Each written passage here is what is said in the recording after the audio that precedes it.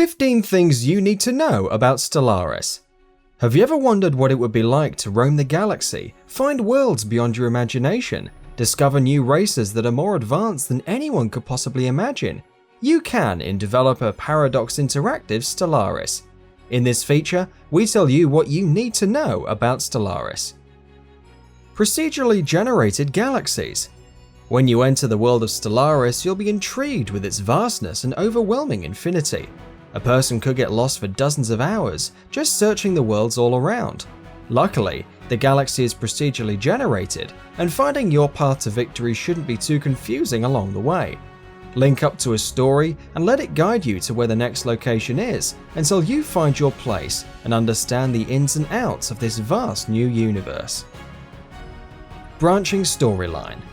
When you set off into the vast unknown galaxy, where the blackness envelops your every waking moment, you won't want to be alone for long. Finding allies, friends, companions, and even enemies along the way can be better than space isolation. Uncovering the secrets of your galaxy will be lots of fun. As you fly, your science ships will search out anomalies that incur branching storylines and surprising twists along the way. 32 players online. Stellaris is a game of options. Finding out what best suits you is how you should play the game. Its non-linear approach allows you to choose which paths to take and which to conquer. Do you want that planet off in the distance? Sure you do. But will you take it through peace negotiations or by force? Stellaris lets you join the galaxy and conquer it on your own, or you can contend with upwards of 32 players in a battle and fight it out for galactic supremacy. Maybe making a friend or two along the way will help you take down a bigger crowd. Alien Zoo. Have you ever walked into a city zoo and thought, this place could use some more Squaranthropedes? How about a seven-fisted Humberlump? Well, you get what you ask for in Stellaris.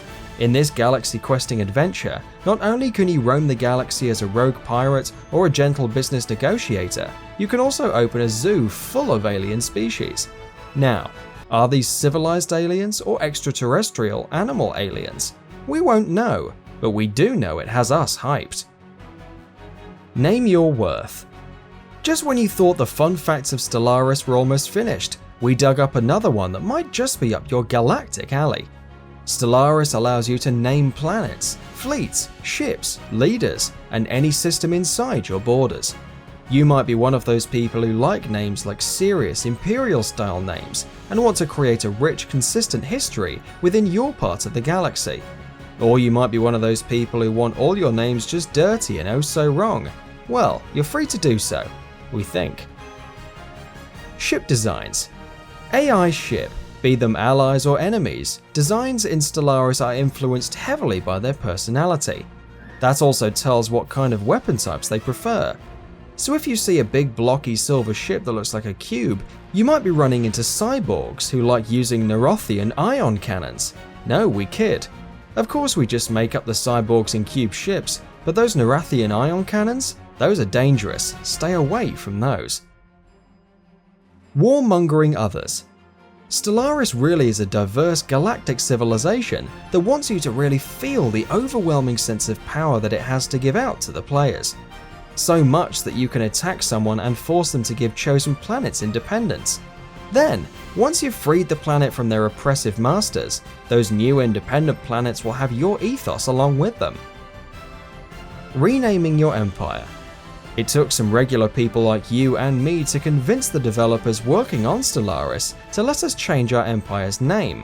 Now if you start the game when you're 10 years old and you think your empire is so awesome with the name Chick Magnet Studman 453344, and then you grow up a little bit and want something a little more sophisticated, you'll get that chance to change it. Intergalactic enemies. Finding and collecting tech will keep you busy in Stellaris for a long time. There's a galaxy filled with incredible items of all kinds. But what about those enemies flying around in those highly coveted and expensive ships that look way more techy than your own? Those enemies may be a big challenge to overcome, but if you have the confidence and the willpower, and also some good firepower, defeating extragalactic and extra-dimensional invaders will give you an opportunity for some highly unique tech. Culture shock. Don't go too fast when taking down planets. I take that back, go as fast as you want, there are no rules here. But be warned, when you conquer primitive populations in Stellaris, it could result in a massive culture shock that reduces production and happiness for decades. Also, the amount of time near culture shock depends on their level of advancement before being conquered. Synthetic equality. You can't play as a synthetic robot right from the start of Stellaris, but you can make them a dominant race with the right tech and policies going in. So not being a synthetic there is a bit of a gap in stats. For synthetic equality, the purge button is tailored to robot population specific needs. That should be helpful. Cluster MP. Did you know you can set multiplayer starts to be clustered for co-op gameplay in Stellaris? That means right from the start it will be quick and easy to collect, start and find groups to get into multiplayer quickly together and start a co-op mission somewhere in the far reaches of the galaxy. Slave tolerance. One of the most asked questions about Stellaris is about slavery in the galaxy. It breaks down like this. Slavery tolerance determines how much a species tolerates its own kind being enslaved, and then alien slavery tolerance is how much they will tolerate other species being enslaved. So don't go too far with trying to get those slaves to work too hard, they may start rebelling. Search filter. Recently, the developers behind Stellaris have finally implemented a search filter to the Declare War screen. This will make those long, arduous lists that force you to scroll all through the options before you find the one thing you're looking for that much easier. Peace and War Mind. If you are a peace-loving spacefarer and want there to be joy and happiness among the heavens, Stellaris allows you to live that dream. But even if you prefer a peaceful galaxy, don't forget that you must always be prepared for war. Prepare yourself with new technologies to defend your civilization at a moment's notice. Just because you want peace, that does not mean the rest of the galaxy does. Always be prepared with the best possible arsenal you can be. And that wraps it up.